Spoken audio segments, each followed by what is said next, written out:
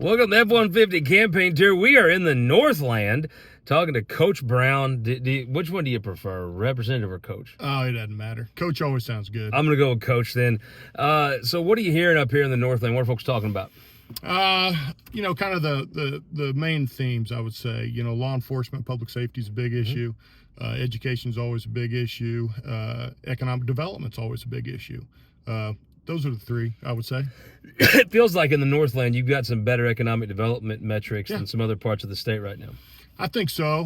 The Northland has done well. I mean, as a point, when I ran the first time in 2020, I had the second largest House district in the state of Missouri. And a lot of that growth is north of 152 right up here.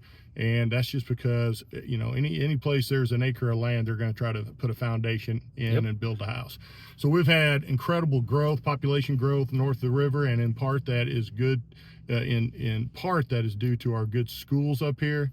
I mean, from Kearney over to Smithville, North Kansas City School District, Park Hill, you name it. These are schools of destination. People are moving up here to go to these schools. So you have good schools, you have population growth, and with that is going to be small business growth, economic activity. So the Northland's good right now. I mean, I think comparatively speaking, we're doing very, very well.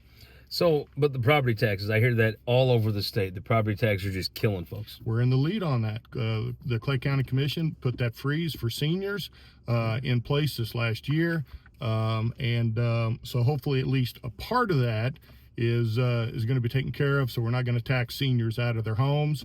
But again, property taxes, and again, property values, taxes, follow value. So we've seen incredible appreciation rates on housing across the state, and in particular here in the Northland.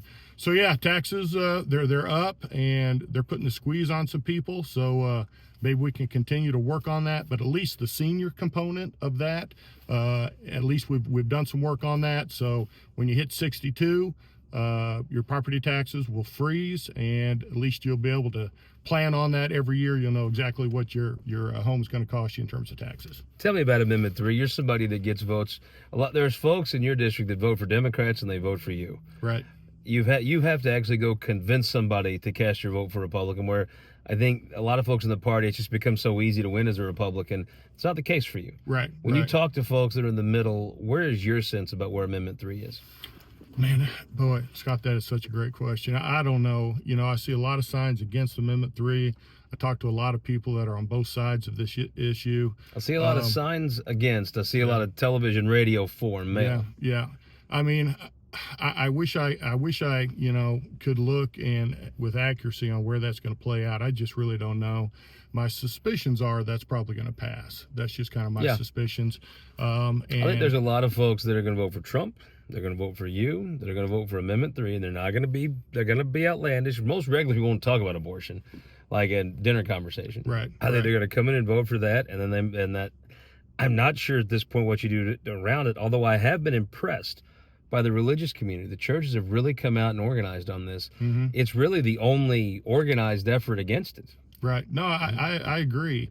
So like I said, we're just going to have to see how it plays out. And then again, if that does pass, the state legislature can come in and kind of tweak that a little bit as well. When you left it to the states, when they overturned Roe versus Wade and left it to the states, it's going to be messy for a while. Right. It's going to take Missouri a while to figure out its position on abortion. Right. If I had to guess, this is not the final say. Nope.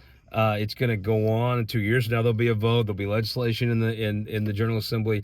It feels like it's going to be a messy few years, but when you give it to the states, sometimes that's what happens. Yeah, and you got to start somewhere, right? Yeah. So, and again, what better place to start, I guess, is let's put it out there for a statewide vote, and we'll see what Missouri kind of feels about this issue, and then we'll see what the state does with it. Last question: give me a good Ryan Sylvie story, something super embarrassing that we can make fun of him about. Well, I'll tell you, I'm not going to say anything negative about Ryan, or I don't know if I have a good. We tried. I don't know if I have a good story, but I will tell you this: Ryan Sylvie helped me out immensely, and I tell people that he is really the reason one of the reasons that I got into this.